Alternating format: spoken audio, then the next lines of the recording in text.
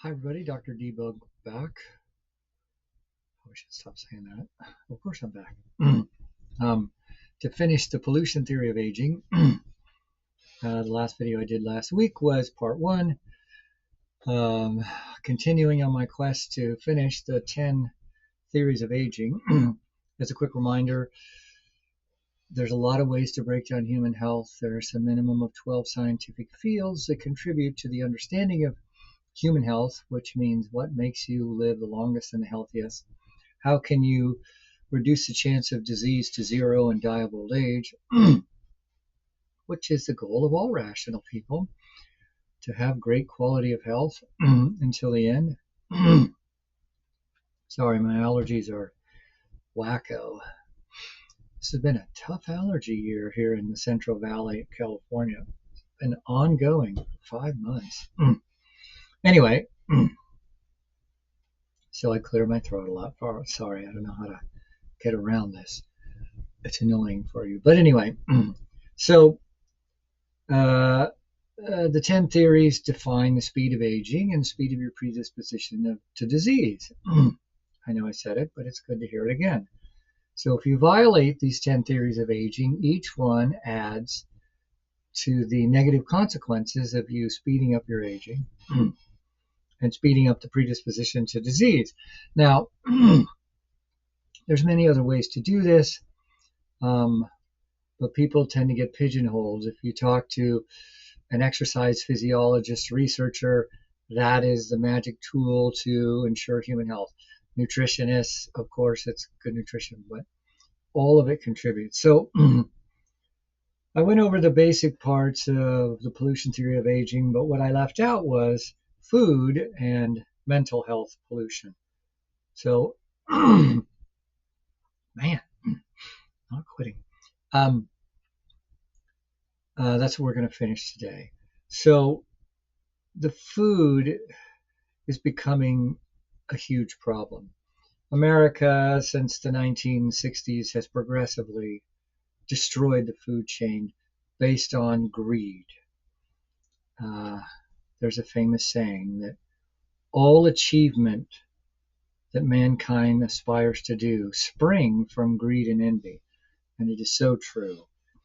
And so the greed of large corporations, as America's become driven by large corporations, the bottom line is profit, and so farming in every way.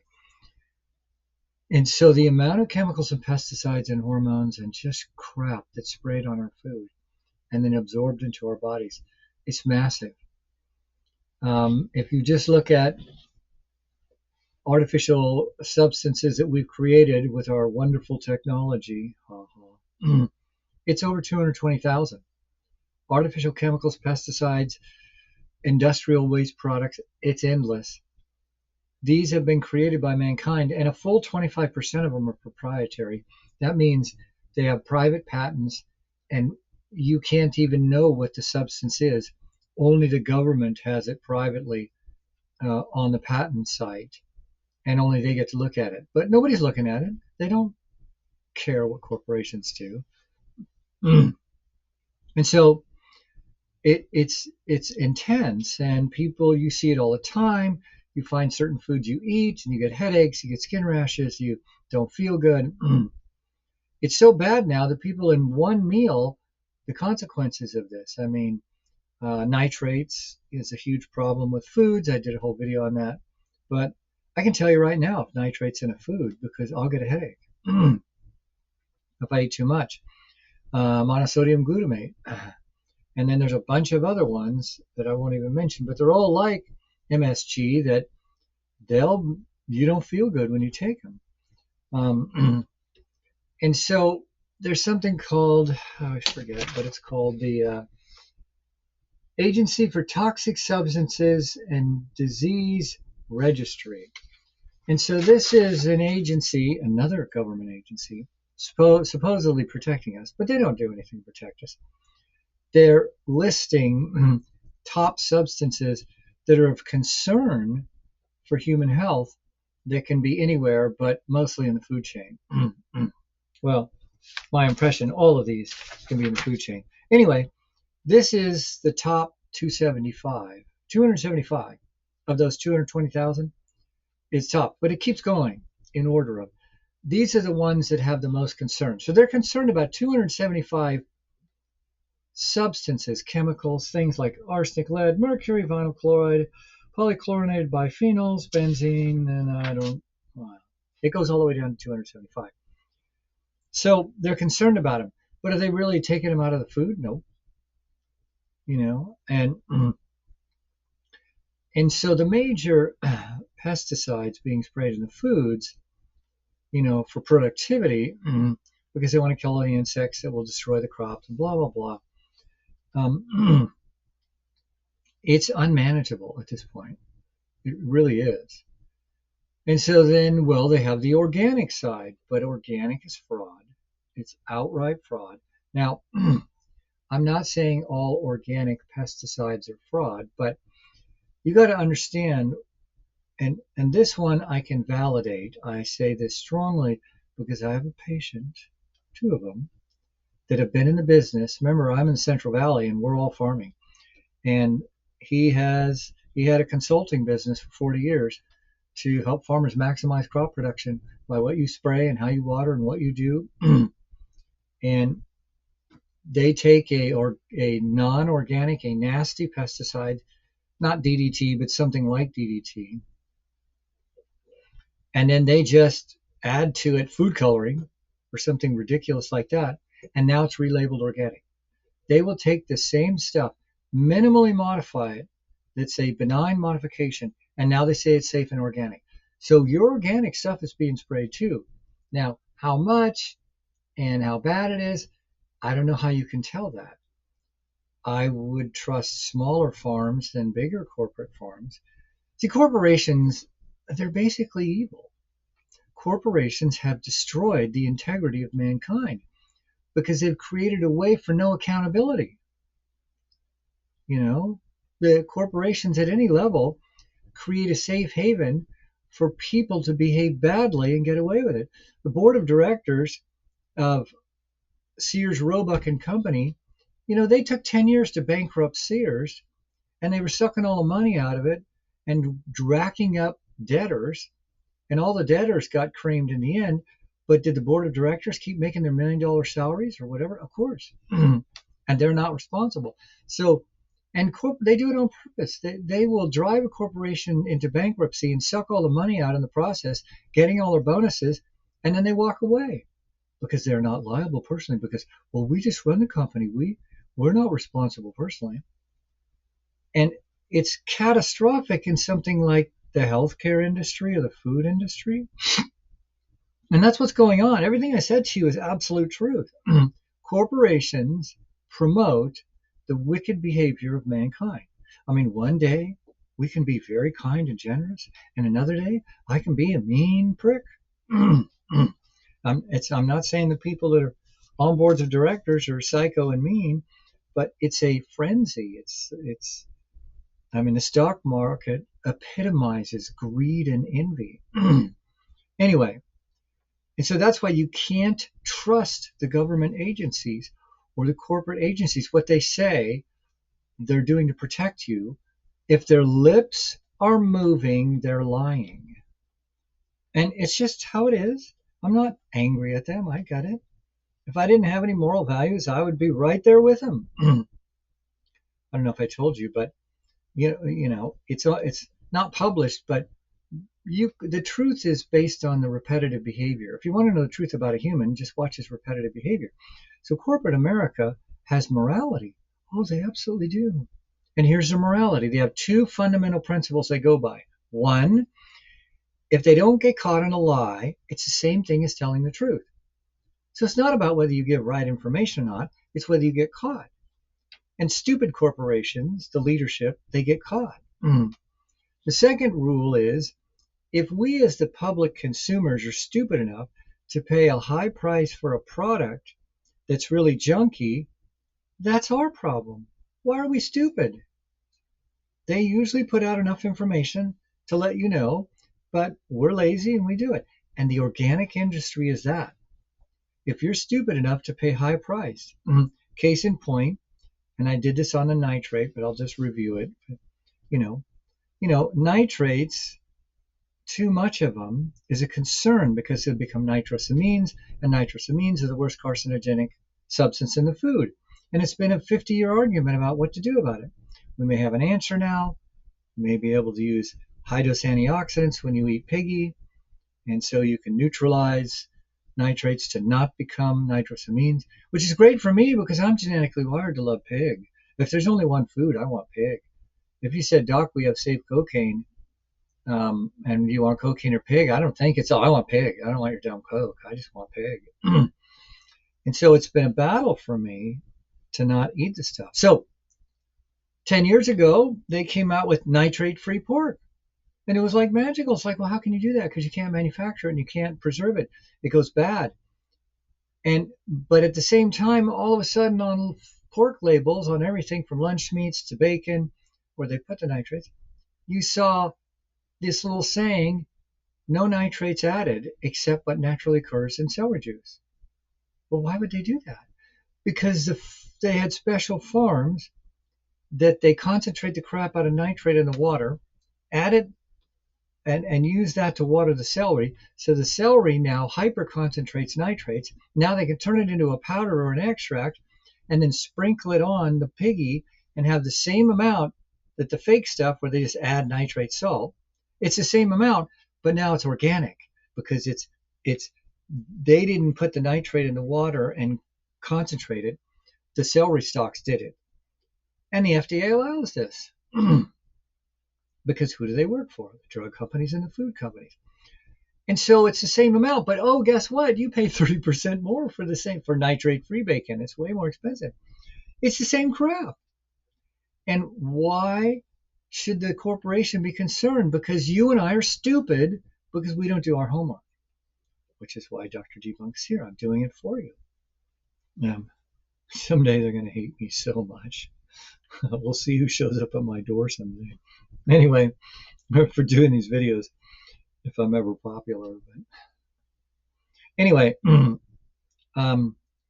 so now there's variations of this. I notice that organic foods in the supermarket seem to be more ripened. They seem to grow them a little longer. Because I mean, where can you get ripe fruit? You can't. No store, nobody. Maybe Whole Foods, but I'm too far away from one. But sometimes Trader Joe's has ripe fruit.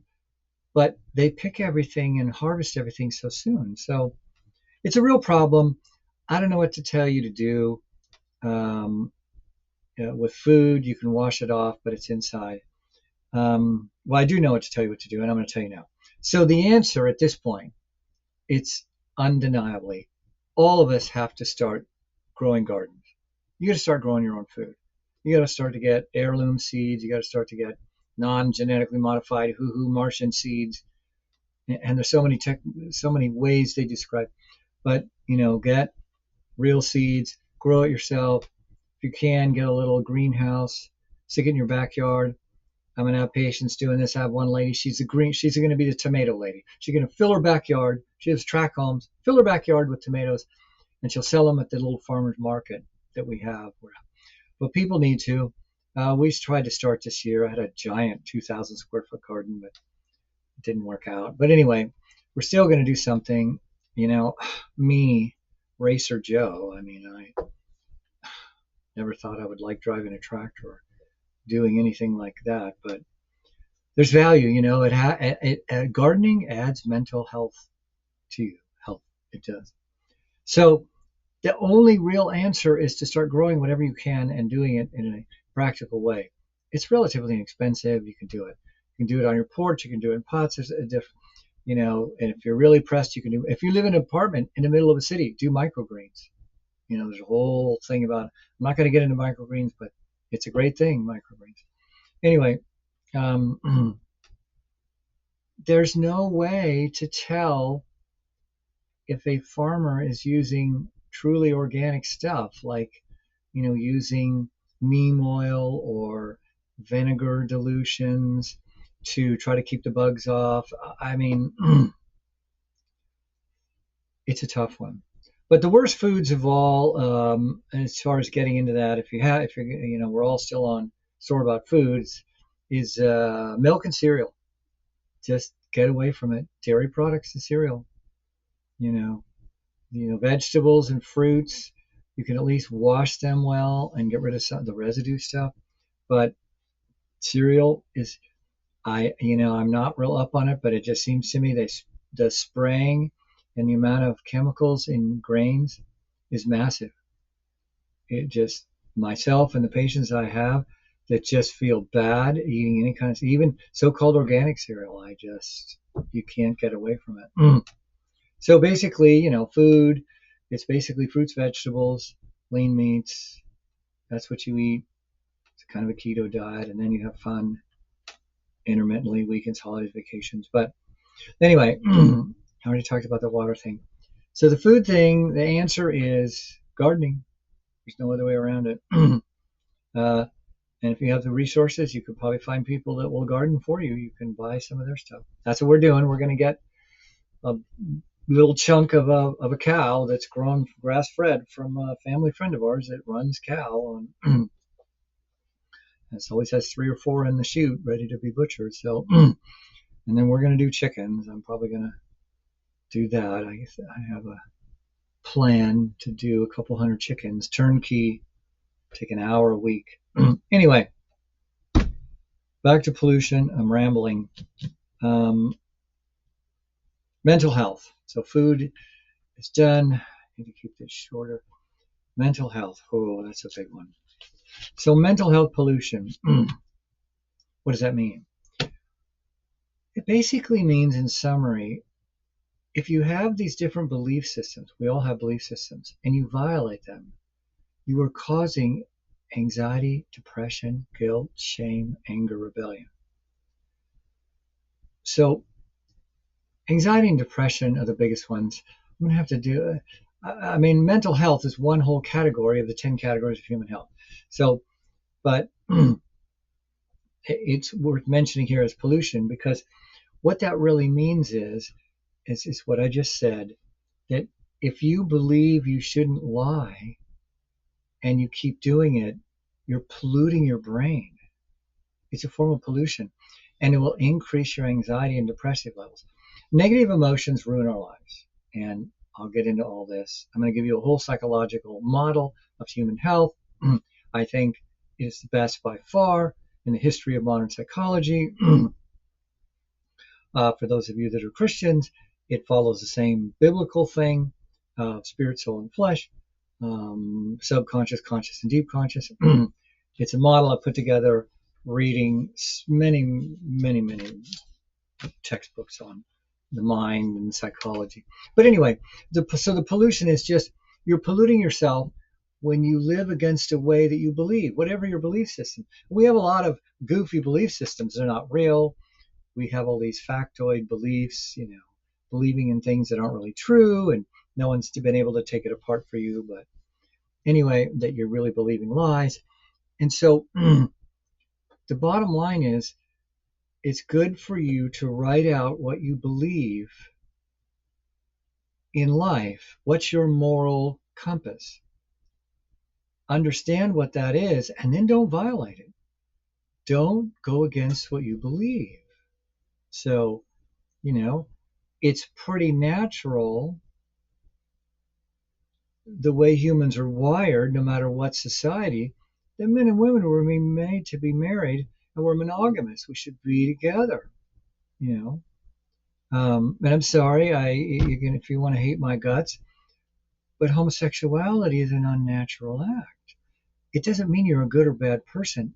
Your morality may be perfect, but you can't defend that it's an unnatural act. Men and women were made to be together mentally, physically, in every possible way you describe it. And so in marriage between a man and a woman, it's innate. Mother Nature made us to not cheat. And yet the powers in this world are trying to push the agenda. Don't be married so you can just screw around like whores, both men and women. Have all the sex you want. But the problem with that movie is Nature created a virus called HIV, or man did, who knows. But HIV is 92% homosexuals, 7% heterosexual males that screw 20 different women a year because they have the resource to do it.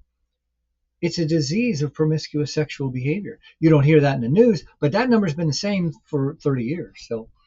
So mental health pollution is violating the belief system that you have.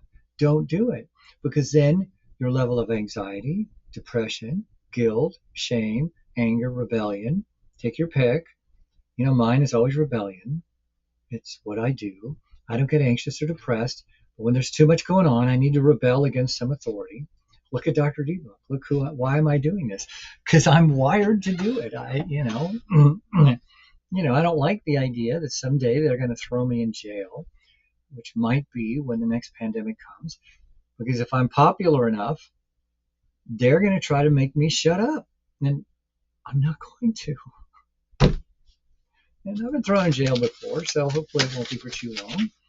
Hopefully they won't pull my fingernails out or something nasty. Don't think that's not real. These are not nice people, the people that worship and idolize money.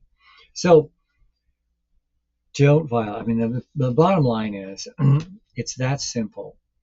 If you haven't really figured out what you believe is right and wrong and good and the things that we all aspire to be, figure it out and identify areas in your life that you're breaking your own rules.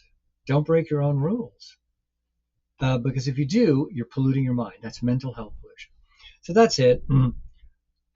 There's a lot I've left out. When I do mental health theory of aging, all this will be included in it. But I just thought it was worth mentioning. And the rest of it I've talked about. That's pretty much it. So I don't need to really summarize this, but if you can't right now start to get off store-bought food, then start your planning. Planning. It's not an all or one. Don't think that this is the final note. It's easy for us as humans to say, well, I can't do it, so I'm not going to even try.